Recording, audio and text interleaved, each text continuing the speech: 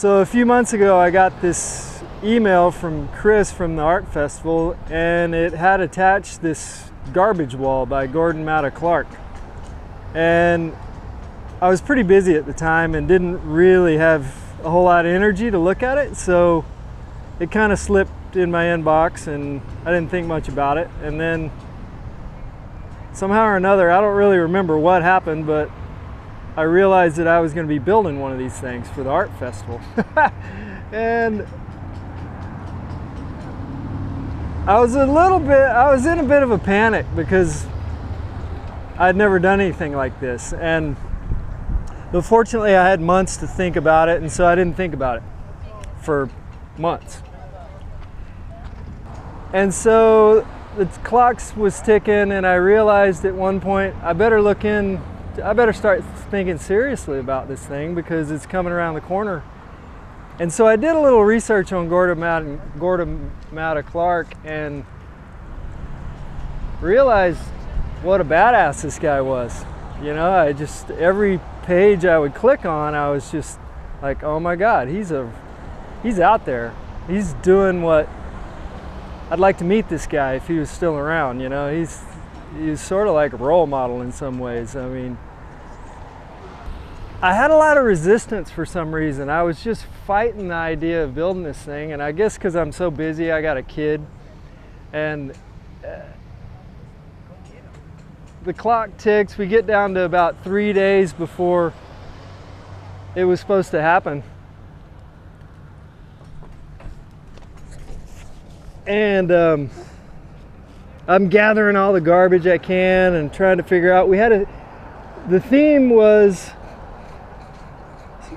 waste created by sports and leisure.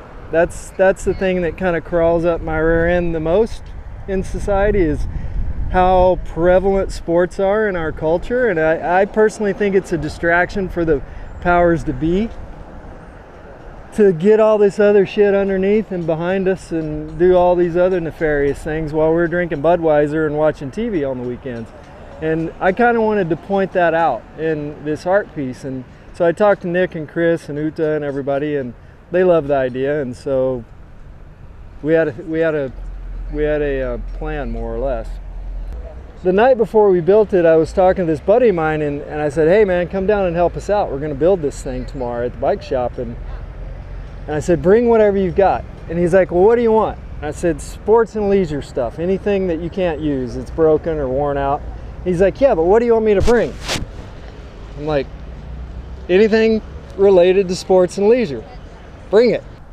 I said, go in your closet and dig out anything you can find that you probably could have lived without and maybe even been happier with. This is Leon. And bring that. Bring anything that we could do without in our society. That's kind of what, at the last minute, that sort of came to me as maybe more important than just sports and leisure. But personally, I think most of sports and leisure fits into that category anyway. So I got sick a couple days before, and it just made me shut down. And I kind of had to let go, and at that point I started having fun with it. Once I realized it was kind of like up to the universe to make it happen, you know. The universe was stepping in and saying stop for a day, you know, and so I called a couple of friends and we built it in one day, like you're supposed to. And it was awesome. It was so much fun. It was amazing how much stress I had during the weeks leading up to it compared to how much fun I had actually building it. So yeah, thank you, Matta Clark. The way we built this thing, in the design for the garbage wall, they call out a wire mesh inside to hold the concrete all together and to give it a structure. And my idea was to use all the extra bike parts and bikes that we had. We got a lot of department store bikes that are worth about 32 cents that end up in the back, and I wanted to use those as a structure and also as an emblem of just poor quality. And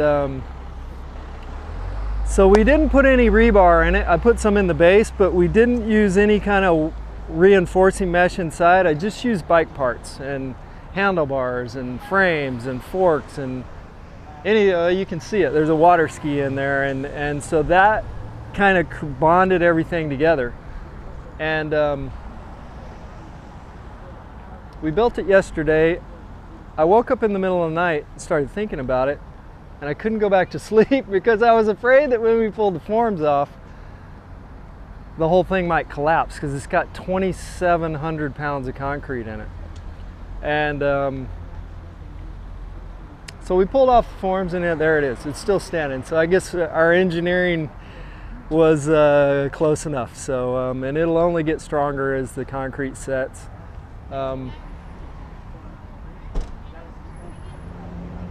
Yeah, I'd like to thank Jeff Otterbein, Didge, Arturo for helping mix concrete.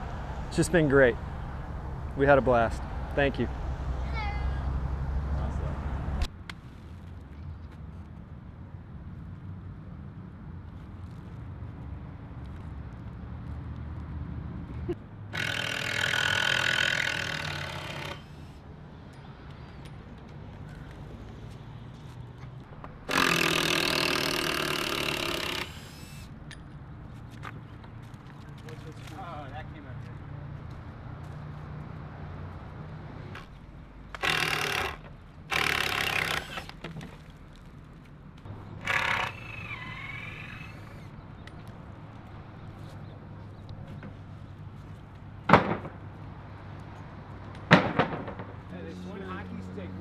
Through it's very structural part. Yeah, there's some stuff going on.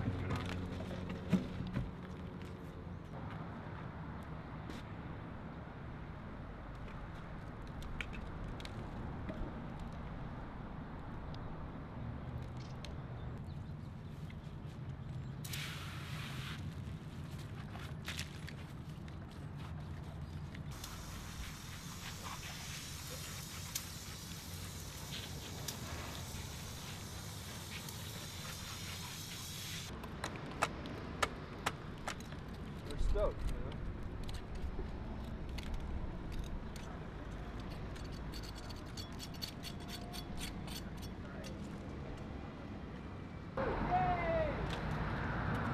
It's beautiful. It's the most beautiful thing I've ever seen.